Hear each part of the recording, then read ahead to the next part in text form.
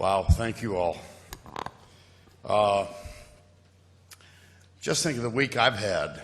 I get to do my final game last Saturday, Army versus Navy, and then to be honored here tonight. Oh, thanks. At our CBS Christmas party, CBS Sports Christmas party last night, I was asked if I ever envisioned during my final broadcast having as a live guest the President-elect of the United States. And I certainly didn't expect it to be Donald J. Trump. But it was, and it was terrific. And we had such an amazing time, during which my partner Gary Danielson asked the President-elect if he would name me the ambassador to Sweden. So, if I'm confirmed by the Senate, Nancy and I do love Stockholm, and I can say Toxamika with the best of them, and you all you'll have to call me His Honor the Ambassador. I don't think that's going to happen. Just think about the season I had. We were doing Alabama-Auburn. And we've only had 3 live guests during our broadcast all year.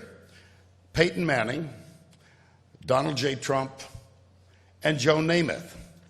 And Gary kind of arranged all this during the Alabama-Auburn game. All of a sudden, down the steps to our level of the broadcast booth, here comes Joe Namath. And I was totally shocked by it. We had somehow gotten hold of the same mink coat that he wore in the 60s here in New York City. And he put it on, and he almost whispered, "Oh God, it still feels so good." He was amazing.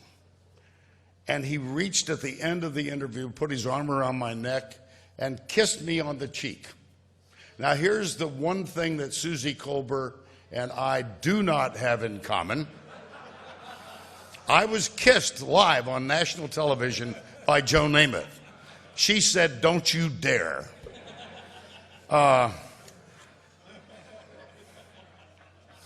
August 31st, 1963, just a couple of years ago, I peered into a television lens and spoke about sports for the first time.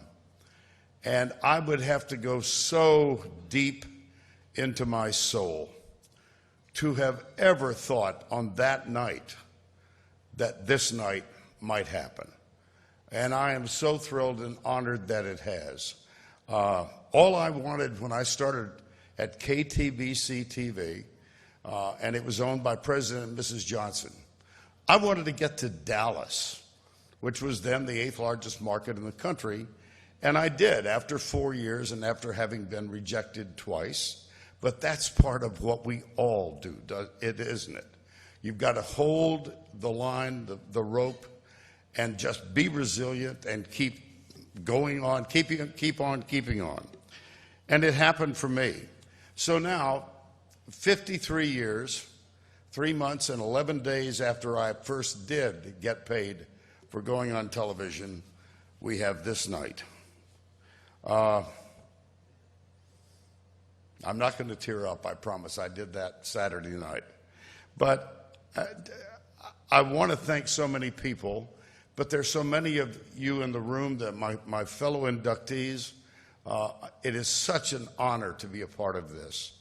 And I can't thank a lot of people, but we've got Sean and Tracy sitting in front of us, and just at my table, my lovely wife, Nancy, our college football on-the-air crew, Gary, Allie, our behind the guys in the truck, Craig Silver and Steve Milton, and also one of my favorite people in all of sports, Bill Raftery and his wife, Joan.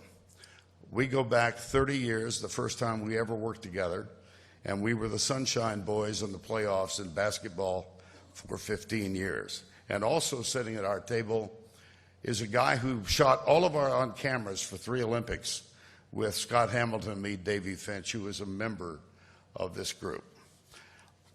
I must say something about Craig Sager.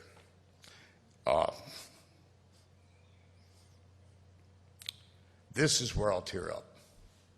I got to work with Craig for 3 years. He was our sideline reporter on the NBA telecast. Now think about with whom I worked. Chuck Daly, Danny Ainge, and Doc Rivers, and Craig Sager.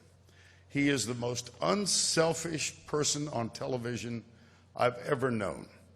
And as we all know, he is the most courageous person that we've ever known. The battle is going on for 3 years now, and we are all thinking about him. I'd like for you to consider the arc of my life. I'm now working, this is my 18th year of working for Sean McManus. I love the tributes from Jeff Mason, Don and the rest, and Barry Frank. But not only have I worked, and I agree with Bob Schieffer, by the way, Sean McManus is the most loyal manager for whom I've ever worked. But one of my idols was his father, Jim McKay. And I got to do North American Soccer League games with Jim for 2 years. I got to see how he prepared. I got to watch him. They'd show him a film tease, and I'll never forget, he put his glasses down like this. We were in Minnesota. And I watched him, they rolled the tees, and there was a lot of sound up, and he had a little stopwatch in his hand. He said, "Give me 10 minutes. He filled a legal pad. He told the guys in the truck, "Okay, let's roll it and try it." Perfect. Every countdown, every adjective, perfect. Then he looked at me, and he said, "You're next." Well, I was the sideline guy, but we had hired Pele to do halftime tips with Pele. Now, Pele could not speak a word of English. And we shot all of these out on Long Island at Hofstra University, and every week for 13 weeks, it was my responsibility to narrate Pele's highlights. Here was the extent of what he would say. "Hello, my name is Pele. Today I'm going to show you how to kick the ball." And he would kick the ball. And I had to do about a minute's worth of copy. Well, I'm following Jim, who has just said, "Give me 10 minutes." And these were the days before you could do pickups. And I went on, and Jim stood in the corner like this. And I was into a complete flop sweat. And he never left. I knew he wouldn't. And finally, I'm about, 9 takes in, and I'd get to within 15 seconds of the end before Pele would say, "I am Pele. Today I showed you how to kick the ball." And Jim never, and I finally turned to him, and I said, "I'm afraid I'm going to set an ABC Sports record for number of takes for one piece." He said, "You're not even close. I'm going way back now, Jeff." He said, "Warner Wolf and A Bridge to Gold, rather, in Innsbruck, had a 45-second take, and it took him 44 times to do it." I thought, I'm okay. This will work. My gosh, thank you all so much. Nance and I are going to take some time off.